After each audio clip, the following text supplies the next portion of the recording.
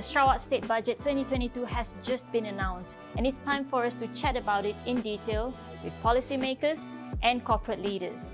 Join me, Mona Abdul Manap, for the Econ Roundtable Season 2 on TVS, Channel 122 Astro and MyTV. See you at the table.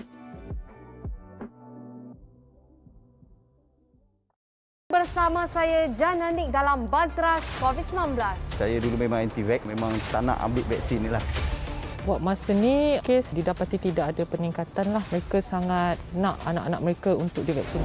Tak apa, Cik cakap dengan vaksin, kita kena syukur apa Allah bagi ni. Alhamdulillah. Ingat, kita masih lagi belum menang dalam menentang virus COVID-19.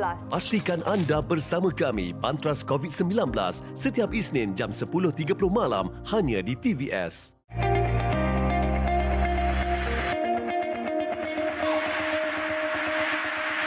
One of the biggest challenges is people saying no, or people telling you that you cannot do it, and it can sometimes that challenge is not like sebab like people say you cannot do it because they think you can't.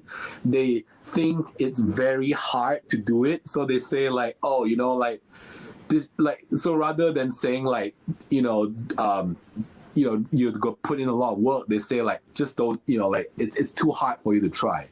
So in that sense, you have to kind of, for me at least, kan, yang penting is like you have to always like, you know, like when you're young, yeah, when you're muda and bijak, right, you want to be able to understand that, you know, what if you want to do it, just do it, bah. Ibo, like, don't let anyone say, oh, you know, it's don't do it. Like, even though they mean it well, they you know, like, but you believe in yourself and you say you can do it. Like, the important thing is take everything people say and, you know, and accept it as that, take it as the way that they mean it with the most love, bah. You know, they all sayang you and they don't want you to suffer, and I understand that. That is the challenge. The challenge is not the suffering, because if you love something enough, you will do anything to do it, bah. Kind of like, you know, if you love nasi goreng enough, you sanggup, bah, you know, drive 2 hours to go get it. You know what I mean? Like, it's kind of that like mentality. So I think one of the biggest challenges is like, you know, it's more about like, you know, having people tell you you can't do this, or like it's going to be impossible, it's going to be very hard, you know. And the other thing is also people saying no, like they say like your music's not good enough, or this is like, you know, you're bad at what you do, or like, you know. So that's the next challenge, right? After people say you cannot do it, people say you're bad at it. And that's, you know, and like back to like, you know, Masa, like I was saying, you know, especially Sarawakians, we are very resourceful. We are really talented and really amazing. And the only thing that we don't have is the opportunity. I am exact proof of what Sarawakians are, that we don't give up. We are, you know, we put our head down and we work.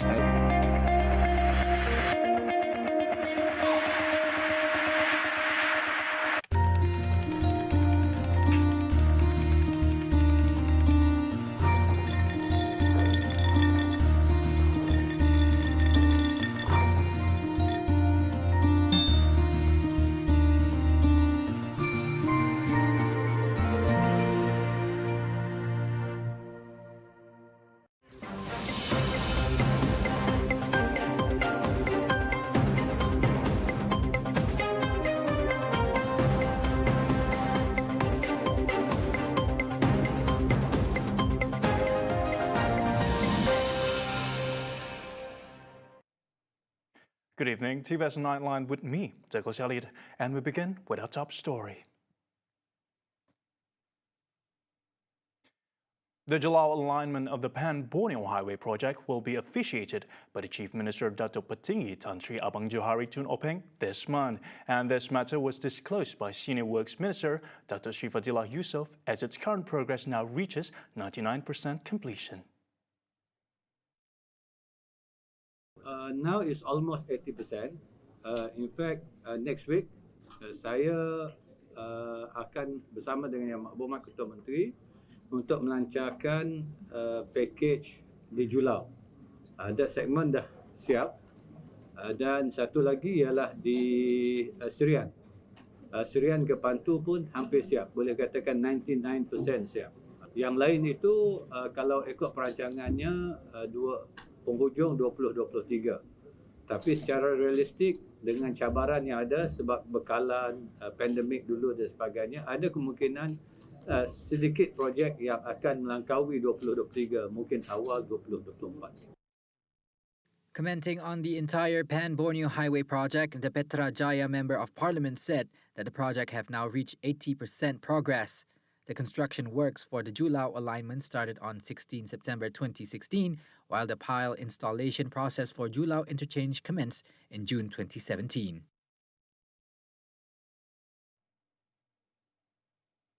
And the bid to solve the issue of sick projects or projects that have failed to meet the required scheduled deadline. Therefore, the Ministry of Works have developed a strict vetting system to obtain rescue contractor status to ensure only contractors with a good track record were selected to complete the task awarded. Kontraktor penyelamat ni ialah sistem saringan yang begitu ketat. Mereka terpaksa melalui sekurang-kurangnya 3 saringan sebelum mereka disahkan boleh mendapat status kontraktor penyelamat. The vetting process comprises aspects such as financial strength, experience and technical capabilities, as well as the assets of the company. Fadilah said that currently the hiring of the rescue contractors is conducted through open application.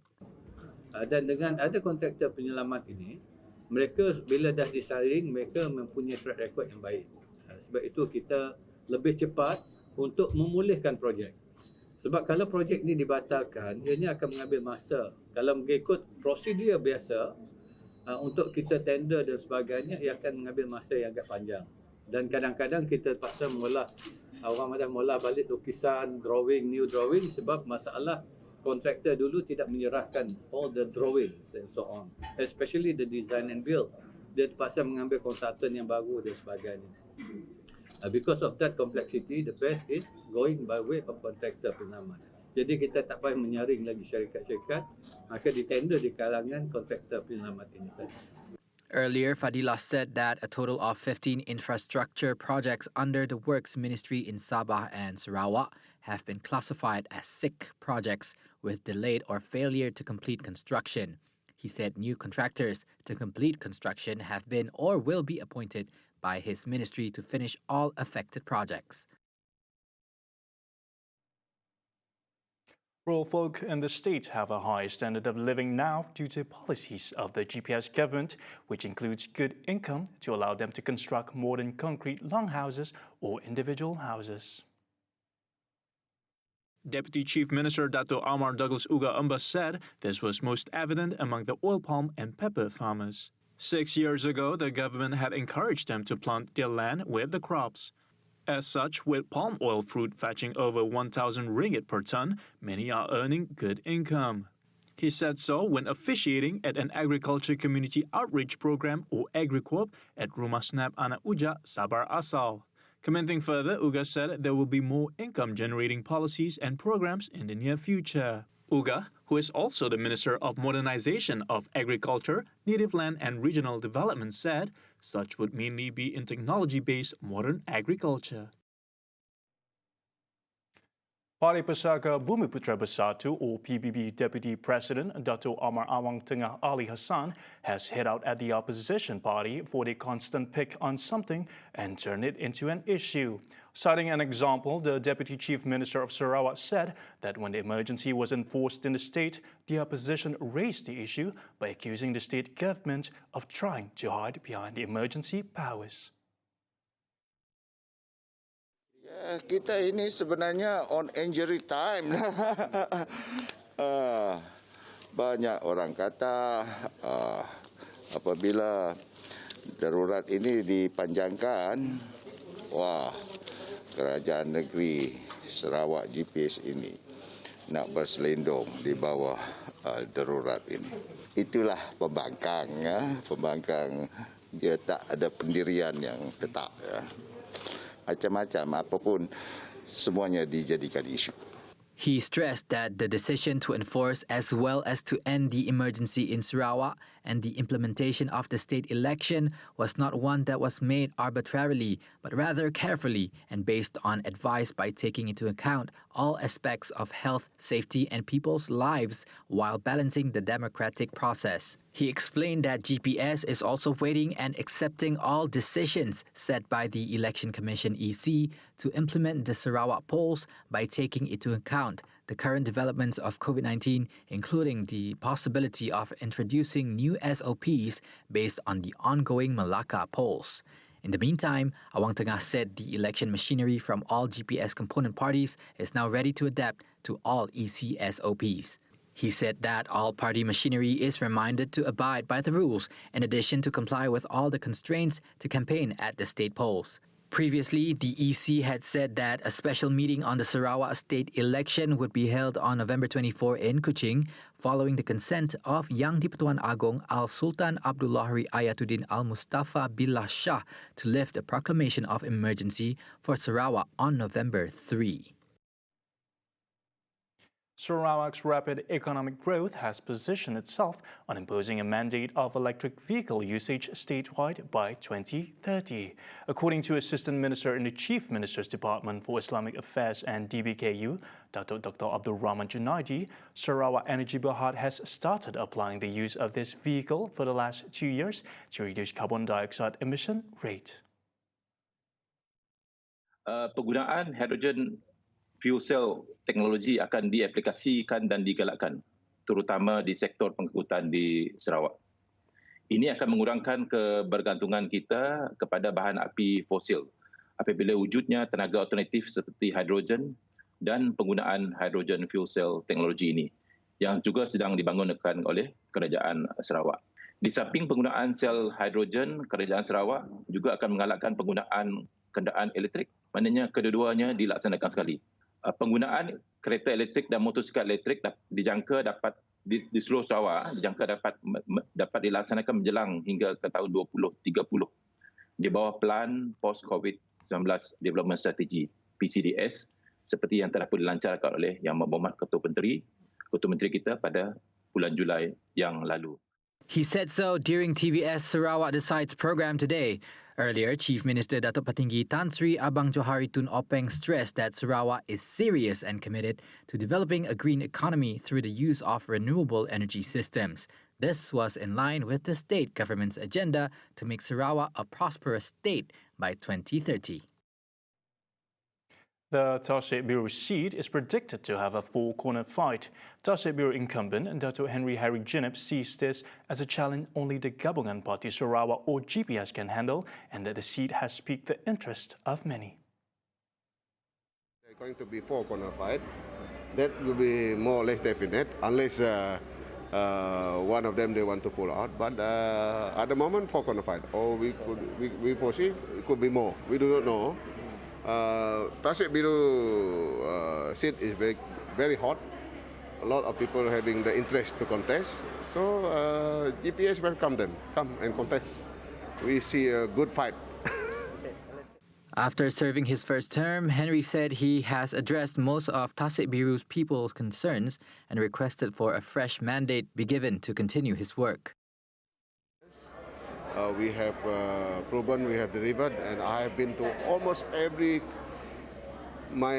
kampung of my constituency. None have left. Of course, I don't expect it to be 100%. That's why we need a new mandate to continue that development, to bring more development to the rural areas. We need a new mandate. I don't say it's 100%. This is why we continue to have a new mandate, to have the continuity in bringing the development to the rural areas and make sure the rural areas must not be left out when Sarawak becomes a developed state in 2030. That is important. Henry also urged voters not to fall for the opposition's propaganda of using the word independence, because such promise does not ensure that everything will be fulfilled, whether for the betterment of the people or the state. Kalau kita mau ke arah kemerdekaan itu ada sedikit keliruan kepada rakyat.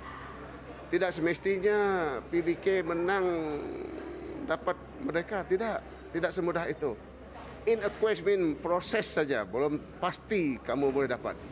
So, jangan keliru oleh pihak PBK yang kita menang, mereka menang, kita terus mendapat semuanya. Tidak semudah itu. Jangan kena keliru, jangan kena tipu dengan niat pembangkang nak menuju ke arah kemerdekaan. 4 individuals, including a woman, perished while another one injured after the vehicle they were traveling in lost control and rammed into a stalled lorry along Jalan Samalaju in Bintulu early this morning. According to a spokesperson for Sarawak Fire and Rescue Operations Centre, rescue personnel rushed to the scene after receiving the distress call at around 4:20 a.m. The 4 trapped victims were successfully extricated using special equipment. However, all 4 victims were pronounced dead on location. The identities of the 4 victims have yet to be identified. All the victims were later handed over to the police for further action. Meanwhile, the 28-year-old victim, identified as Brandon Libert, who was thrown out of the vehicle, suffered serious injuries and was rushed to Bintulu Hospital for further treatment. A 6-year-old boy was among 16 illegal individuals who were ordered to turn back for illegally entering the state via illegal routes on Saturday. The group was discovered by a patrol team at an oil palm plantation in Biawak, Lundu. The 1st Infantry Division Malaysia said the group comprised 11 men aged 19 to 45 and 5 women aged 21 to 39. Upon inspection, all 16 individuals were found to be without valid documentations and attempted to sneak into Sarawak in search of jobs. It added that the Army is committed to shouldering the responsibility of up-benting initiatives in the effort to prevent illegal immigrants from entering the state, as well as to stop cross-border criminal activities and the potential spread of COVID-19.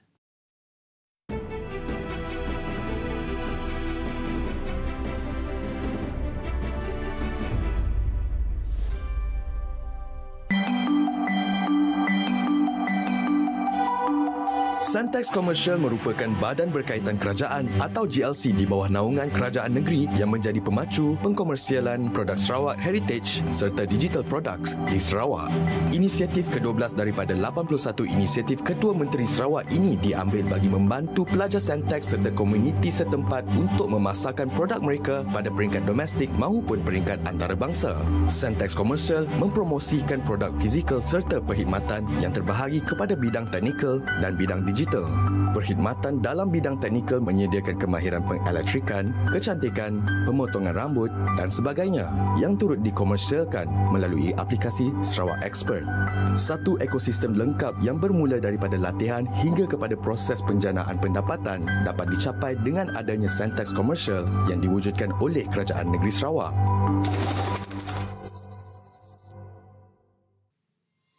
Pilihan Raya Negeri ke-12 Sarawak, 82 kerusi Dewan Undangan Negeri Sarawak dipertandingkan. TVS membawakan data, analisis, berita dan informasi terkini tentang kesemua Dewan Undangan Negeri hanya dalam Sarawak Decides di TVS, saluran 122 Astro dan My TV.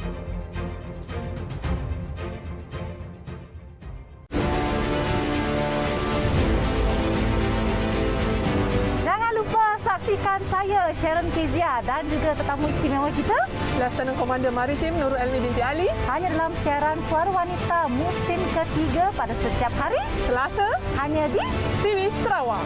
TVS saluran 122 Astro dan My TV. Jangan lupa saksikan, stay tune.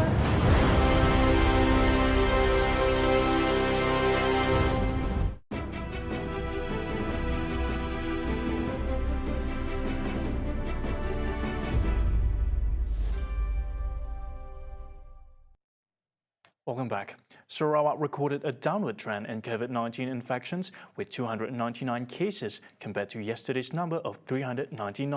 And this brings the cumulative total of COVID-19 cases in Sarawak to 247,380 cases. And of the total, 292 cases were of categories 1 and 2, while 7 cases were of categories 3, 4 and 5.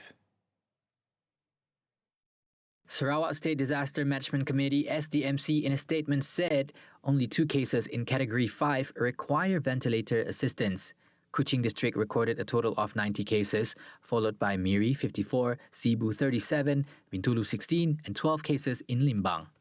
Meanwhile, other districts recorded below 10 cases. However, Sarawak today recorded 6 fatalities involving individuals aged between 35 to 90 years old.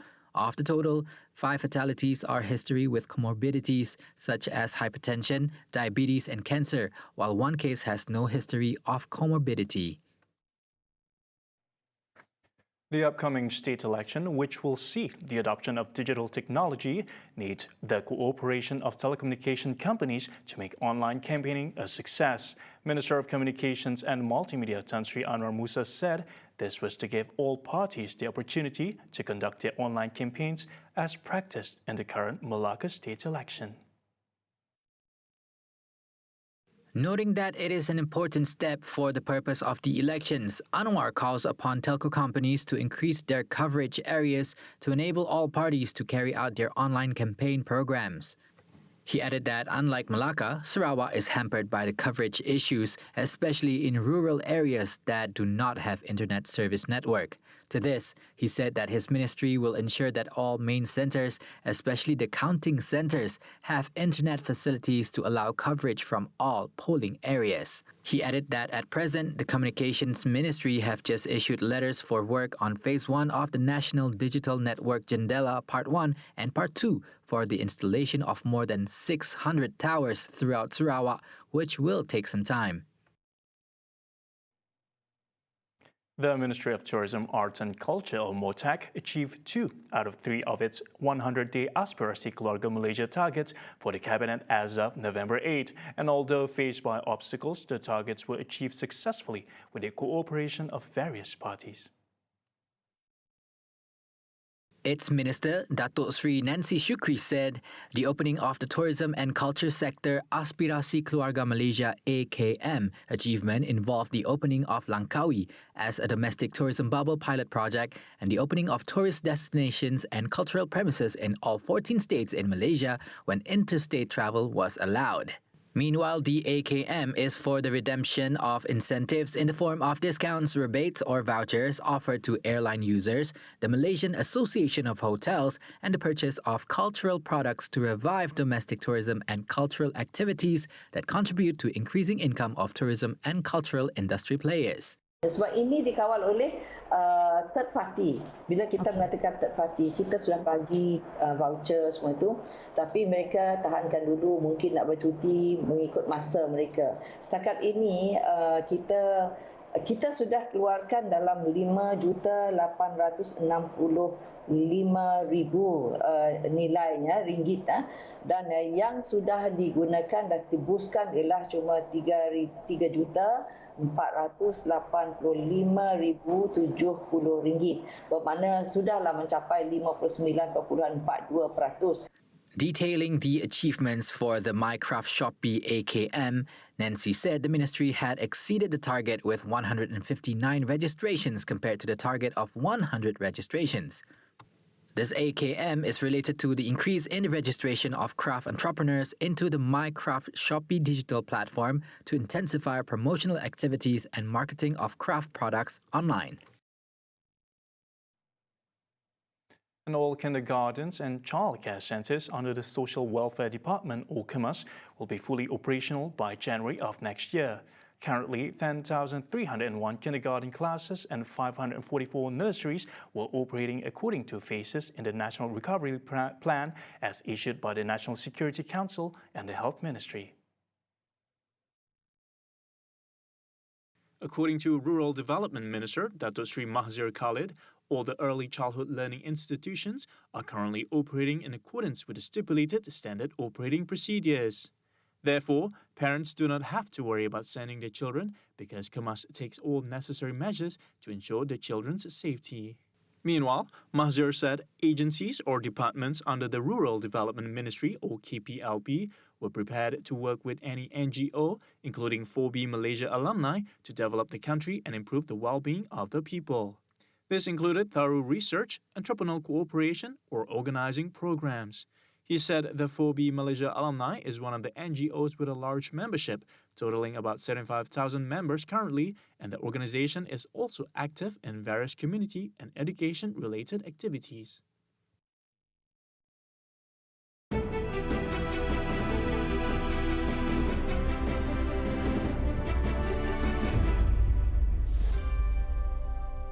Previously, I traveled across the east coast of the peninsula of Malaysia in Kelantan, Terengganu and Pahang to discover the songket and batik. Right now, I am in my hometown Kuching to learn and explore about the different textiles available here in Sarawak. Do join kami, Ara Bird hanya di The Cloth Story.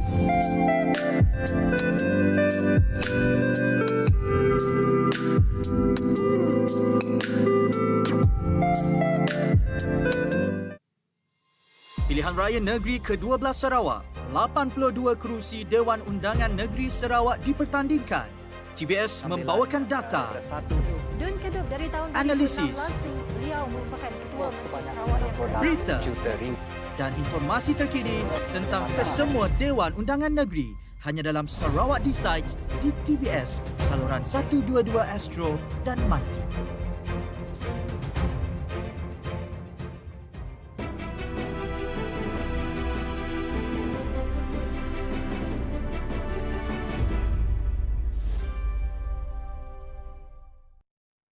In global development, at least 5 protesters were killed on Saturday during mass demonstrations in the Sudanese capital of Khartoum.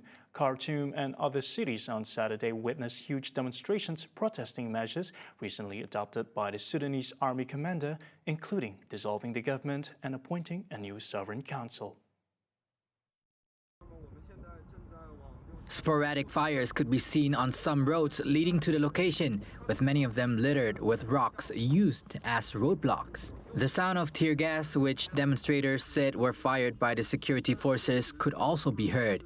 Once again, the protesters failed to reach central Khartoum, which includes vital government utilities such as the government headquarters, the Republican Palace, and the Army Command, due to the closure of the bridges linking the 3 cities and the intensive security presence on main roads. The protesters raised banners rejecting the measures taken by the General Commander of the Sudanese Armed Forces, Abdel Fattah al-Burhan, calling for civilian rule and demanding the restoration of the government of Prime Minister Abdallah Hamdok. The Sudanese police, for its part, said in a statement on Saturday that the demonstrations were of a peaceful nature but quickly deviated from their course. Meanwhile, a total of 39 policemen were seriously injured during the confrontations with the protesters. The Sudanese police further said many of its departments were attacked by protesters, stressing that the police forces did not shoot gunfire while dealing with the protesters and that they used the minimum force. Sudan has been suffering from a political crisis after al-Burhan declared a state of emergency on October 25 and dissolved their sovereign council and government. Afghan residents and eyewitnesses on Sunday asked the government to ensure security in the country after a magnetic bomb attached to a passenger minivan exploded that killed and wounded several people. The blast happened in a heavily Shiite area of the Afghan capital Kabul on Saturday, November 13, and caused panic among the Shiite residents who suffered a lot of attacks by ISIS in recent years. A recent spate of such attacks has heaped more pressure on the Taliban rulers who took power following the collapse of the Western-backed government in August and are also grappling with the economic crisis and potential famine. یعنی 5 نفر جسد در بینش بود، 3 نفر زخمی بود، 4 نفر کشته شده بود، یک زخمی هم در ناصر خسرو فوت کرده. دیگه جریان حادثه اینجا بود که انفجار شدن. One Taliban official who declined to be named said 6 people had been killed and at least 7 wounded in the blast in the Dasht-e-Barchi area of western Kabul. There was no confirmation of casualty numbers and no immediate claim of responsibility. The area is heavily populated by Shiite ethnic Hazaras who have been the target of repeated attacks by Islamic State militants. افغانستان تا هنوز هم دچار مشکل هست و نیاز شدید به تامین امنیت داره. بالاخره و این یک از مسئولیت‌ها و مکلفیت‌های اساسی حکومت است و هر کسی که در رأس قرار میگیره، چی امارات اسلامی باشه چی یک نظام دیگه باشه، بالاخره تامین امنیت یک از مسئولیت‌های اساسیش است برای شهروندان امنیت کامل و جامع رو باید تامین. More than 100 people were killed in attacks on Shiite mosques in the northern city of Kunduz and the southern city of Kandahar last month. And at least 68 prisoners were killed and more than 2 dozen injured in overnight violence at Ecuador's prison in what officials characterize as fights among rival gangs. The prison, located in the southern city of Guayaquil, is the same prison where 119 inmates were killed in late September in the country's worst ever incident of prison violence. The government has blamed disputes between drug trafficking gangs for control of prisons for the violence. Estos hechos obedecen a una disputa de territorio de bandas delictivas que se encuentran al interior del centro penitenciario, que al momento se encuentran ciertos pabellones sin sus cabecillas, pues de una manera que sorprende y creo que sorprende a toda la ciudadanía, han sido dados o han sido puestos en libertad luego de haber cumplido el 60% de la pena. Dozens were gathered outside the prison waiting for news of loved ones who many said they had not heard from since Friday, November 12th afternoon. Ecuador's prison system has come under harsh spotlight in recent years for overcrowding, poor sanitary conditions, and organized crime. President Guillermo Lasso in September declared a 60-day state of emergency in the prison system, which freed up government funding and allowed for military assistance and control of the prisons. And wrapping up the half hour, as Japan's ex-princess Mako, the emperor's niece, departed the country with her new husband on Sunday to start a new life in the United States. Known as Mako Komuro after giving up her royal title to marry college sweetheart Kei Komuro last month, the former royal and her husband, both 30, walked past waiting journalists at Tokyo's Haneda International Airport before boarding a flight for New York. Well-wishers waved from the terminal as the plane left the gate. Their marriage captivated Japan and ignited a public dialogue about gender roles and media coverage of the royal family. Mako was diagnosed with post-traumatic stress disorder this year after their engagement was plagued by a money scandal, intense media scrutiny, and the couple's 3-year separation. After the wedding, Mako, daughter of Crown Prince Akishino and Crown Princess Kiko, received her first passport so she could accompany Kei to New York, where he works at a law firm. And that's all the time we have for TVS Nightline. For the latest development, you can visit our website TVSTVMY or follow us on our social media. Once again, I'm Douglas Elliott. Thank you and have a good week ahead.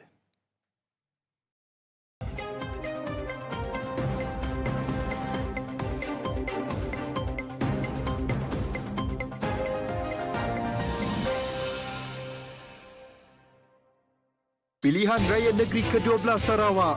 82 kerusi Dewan Undangan Negeri dipertandingkan.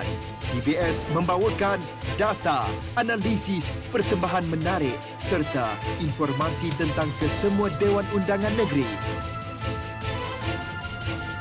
Berita terkini dan komprehensif. Laporan wartawan di lokasi. Laporan Odlin Ketedi. Saya Prislajur. Saya Kaizari Afindi. Laporan Salasa Sofia.